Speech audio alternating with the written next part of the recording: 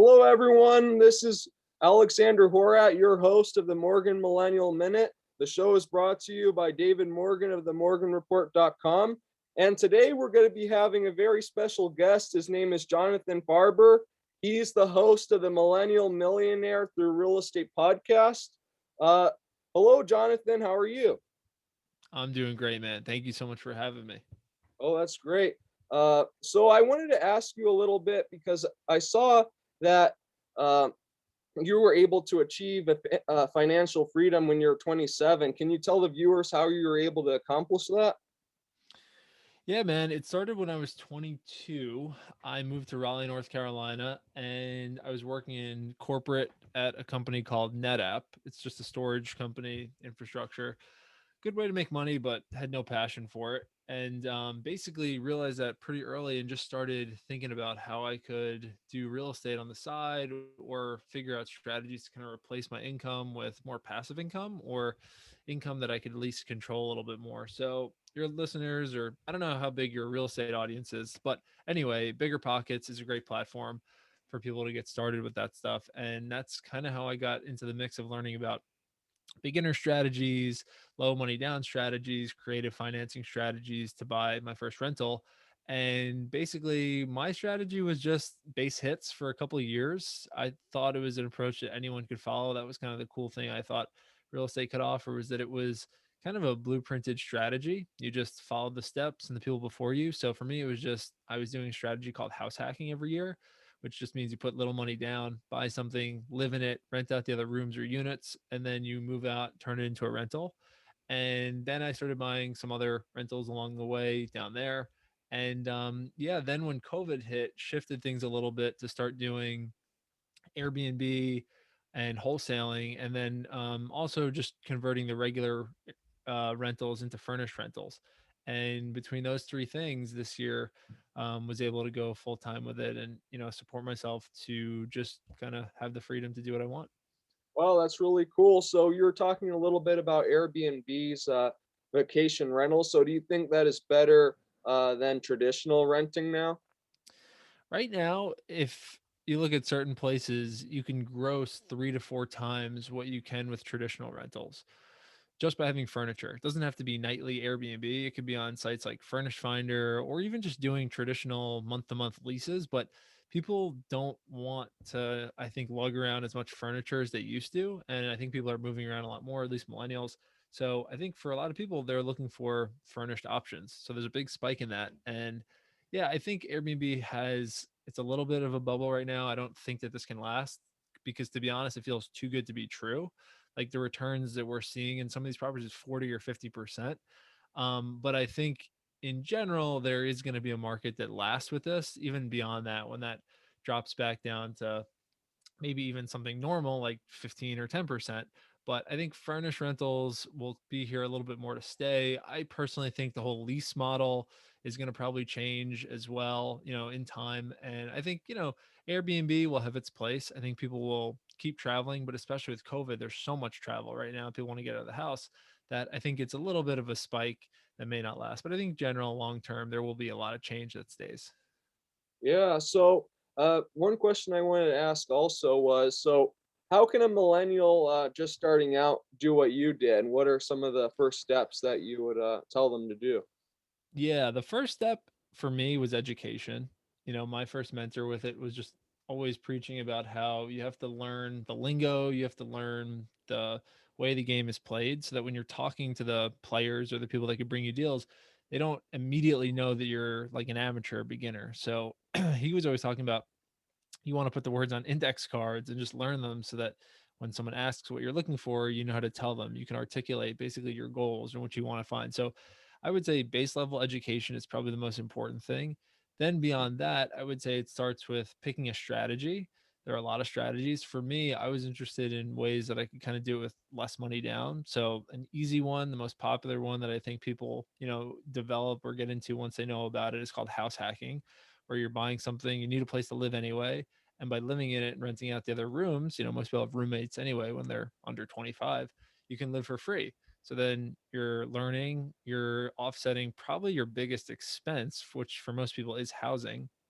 and then now developing maybe a side hustle. So for me, then I was still not full time into real estate. I was still working my corporate job to make money to fund these rentals. So I typically recommend people keep their jobs, save money, get educated, start house hacking, and then build a side hustle in addition to that, which could be wholesaling, it could be Airbnb, it could be Airbnb arbitrage. But for me, I just did that every year, low money down. And then now I think there's a lot of opportunity for people to buy Airbnbs or get into furnished rentals without so much money, or if they just learn more about the creative financing world. And that could be something like a vacation home that only requires 10% down, or an investment property that requires 15% down, and then you can put that on Airbnb or furnish it out. Or Airbnb arbitrage, where you just rent from a landlord and then you rent it out as your own on Airbnb or a furnish finder. So those are some cool strategies. Right now, my portfolio is a mix of own and renting, but that's how I would do it. I would say the step for most people that they miss is just calculating your monthly cost to live. And then you're basically just trying to play a game of making more and saving more to find that middle number. And if you get rid of your cost to live and you add another stream of income, you're probably a lot closer to financial freedom than you think. And then you don't need the fancy car, you don't need the fancy watch. You could still live your life happily when you're before 30 without these things that'll probably hold you back. And you're setting yourself up for a much better path. I would say it's a little bit of a dip in quality of life, but it just depends when you want that. Do you want to make a small sacrifice at the beginning and have an awesome life after that, or do you want to make no sacrifice and then live a mediocre life after that? So that for me was just kind of staying the course, years 22 to 27. And also, I think mentors are really important. I think anyone that can find a mentor by bringing value is one of the most underrated hacks or cheats there is in the game. And I could give examples of ways that I think people can bring value and get free mentors. But if you have to pay for a mentor, that's totally okay. I pay for plenty of mentors, but there's also ways to get free mentors, and they can help you learn things without having to fail or experience hardship on your own. Yeah, so I heard you were talking about basically renting a house and then renting it out, for vacation rentals. Could you tell the viewers a little bit more about that? Because I haven't really heard of that before. It's becoming a lot more popular. I still think there's big opportunity with it because I will say right now there's a lot of competition on properties that are decent and hit the MLS, or just go on Redfin or Zillow. But yeah, what you can do is it doesn't even have to be in a destination market. It could just be in a suburb or a city. You can just rent a property, and you need to have some communication skills and almost a little bit of salesmanship. But you tell the landlord what you're doing. This is an up and up thing. This isn't something that you're kind of sweeping under the rug. You tell them what you're doing. You're running a corporate housing business, or you're running kind of a management business for people that are looking for a place to stay, and you can basically pay the landlord a certain number, and then you can make money, and then whatever the delta is your spread. And in some cases it's pretty solid, and for a lot of people they can make maybe $1,000 a unit net per month from doing that strategy. So you could do the math. If you start stacking up a bunch of those units, you can make pretty good money. Yeah, that sounds like a really good idea. So, do you think, for you, do you think it's a good idea for millennials to pay off the houses that they're buying, like pay off the mortgage, or do you think it's better just to get, as many different mortgages as you can to make more money quicker? What are your thoughts on that? It's funny, man. I've been making a lot more TikToks. And TikTok is great, man. I don't know if you're on there, but just been answering a lot of questions. And that's one that's been coming up a lot more on some of the videos that I've been posting. But this is the most overused kind of expression when it comes to it. Depends on your goals. So ultimately for me, my goal is to keep as much of my money as possible and to cash flow as much as possible. So my goals are more around scale in my early years. I want to put down as little as possible so that I can buy more properties. And I wouldn't want to pay down my mortgage because I want to cash flow as much as possible. And another thing on that, I don't want to pay down my mortgages because right now interest rates are so low that the money is virtually free to get debt against.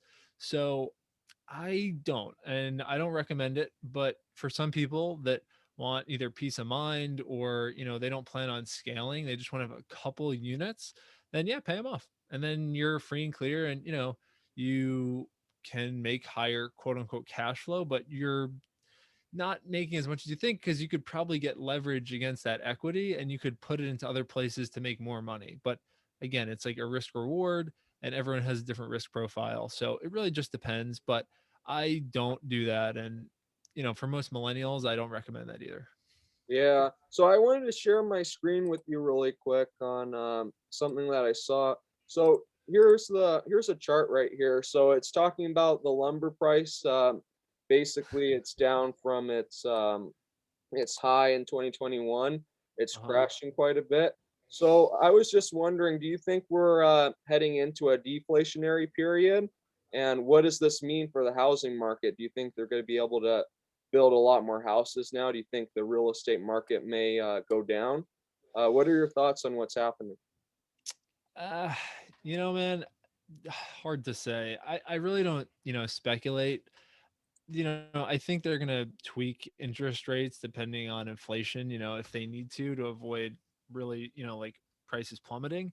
But I think right now the thing that, is going to keep prices sustaining is there's not a lot of inventory, and I think when interest rates are low, people are going to want to keep buying. And plus, coming off COVID, I think people had a lot of cash that they were sitting on that they didn't spend on trips or dinners or vacations. And I also think that now they want more space. And a lot of people made babies during COVID too, so they don't want to live in apartments. So, I don't think a lot of people think about that. But could it crash? Sure. I mean, we could have another epidemic. Who the hell knows? It's hard to say. But no, I don't see that as being like a major problem. But ultimately for people that are looking to buy rentals, like one of my favorite kind of safety net thoughts with it is from a guy named Joe Fairless, who talks about like the three rules of buying real estate for cash flow. And that's one, you always buy for cash flow, never for appreciation. Two, you're buying for long term debt, which just basically means if you can get 30-year fixed rate financing. And the third one is you always keep adequate reserves. So, there are going to be problems that pop up at the property, but if you have reserves to add the new roof or have a, month where a tenant's not paying or, they are between, then, you should be okay. But I don't know. It's hard to speculate. I just think that people are always going to need a place to live, and if your place is in a good area and you have good quality and you represent yourself well, you'll have a place. But if the market crashes, here's the other thing to think about for rentals. 2008, people in real estate that got hurt with 2008, they weren't rental investors. It was flippers, and it was people that were over leveraged who made $50,000 buying a $400,000 house. It wasn't the people that had enough reserves to withstand, like sustain it, and then also collect rents. So, I think there's a lot that gets thrown out with 2008 and real estate people getting hurt. But I think for the most part, the people that were able to just be buy and hold investors, they didn't care if their value of their property cut in half because their tenant is still paying the same amount. Oh, so the So rent stayed the same basically. Oh, yes, rent drops did not align with property value at all.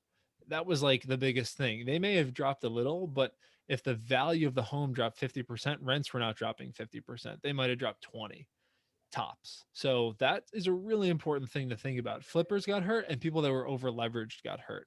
But if you were had reserves and your properties had good numbers beforehand, those people came out better and they came out buying instead of like dying.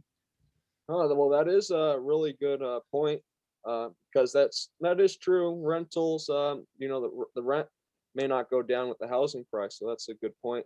So, so yeah, so I wanted to ask you a little bit too about what you thought of. Do you think it's a good idea for millennials to hold gold and silver just as a hedge, against inflation and or a disaster? What are your thoughts on that? You know, I'm probably not the right person to ask on this. Honestly, I could give an opinion. My extent of um, researching gold and silver is basically just following Peter Schiff on Twitter, and seeing his interviews with Joe Rogan. But I don't own gold. For me, my two like incomes are from rentals and from doing wholesaling.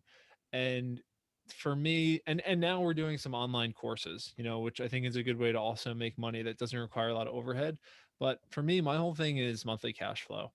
I'm not a big stock investor. I'm not a big crypto investor. Gold and silver, sort of the same. Like I probably will park money into all three of those when I'm a little older. But for me right now, because I'm doing this every day and I want to make it my profession and my career, which, hopefully I can be good enough at to make money, then, I'm putting my money and my time into active investing where I feel like I can see monthly cash flow and, have a little bit more control. But nothing against those, just a different, like profile. But um, I am not investing in gold and silver at the moment. Yeah. So is there anything else you'd like to add for your everything that you've been doing with real estate? Anything else you'd like to tell the viewers? Yes. I think anyone listening right now, I'm going left field here. I think something that I should be talking about more with like my business and day to day. I am a huge fan of outsourcing and a huge fan of virtual assistants.